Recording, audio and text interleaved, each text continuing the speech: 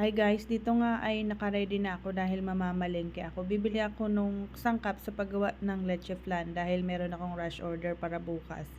Sumakay na rin ako ng tricycle guys, hindi na ako magmumotor dahil hindi naman kaya yung mga bibilhin ko.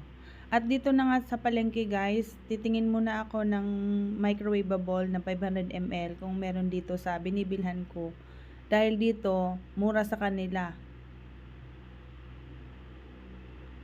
At yun nga guys, wala akong nabili dito sa kanila na murang microwavable. Palagi silang walang stocks. So, doon na lang ako sa kabila dahil sigurado doon meron. Mas mahal nga lang siya ng 10 pesos. Wala kasi akong choice kundi doon sa mahal. Dahil wala naman akong mabibilhan na iba. Ayan, at nadaanan ko nga itong mga tindang prutas. Dahil ngayon ay Sunday, malaya silang magtinda dyan guys sa palengke. Ayan, malaya silang maglatag ng mga paninda nila.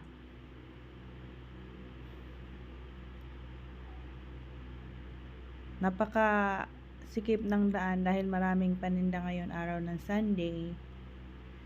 So, dito muna ako sa may bilihan ng itlog.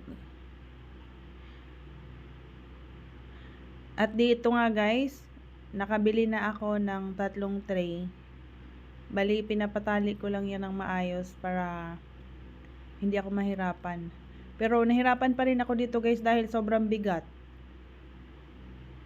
At dito nga guys, bumili na ako ng gatas. Pagkatapos ay nag-check ako doon sa department store kung meron pa akong mabibili na magagamit ko sa kusina. At tiningnan ko dito guys yung pila. Sobrang dami ng tao kasi merong mga buy one take one under kitchenware. So hindi ako dito parang inisip ko na kung mahaba ang pila ay hindi na rin ako pipila. Sayang ng oras. Ayan. Dito ako bumibili guys ng bilao. Yan yung size 10. Wala nang ibang size kundi 10. So yan lang muna. Bye!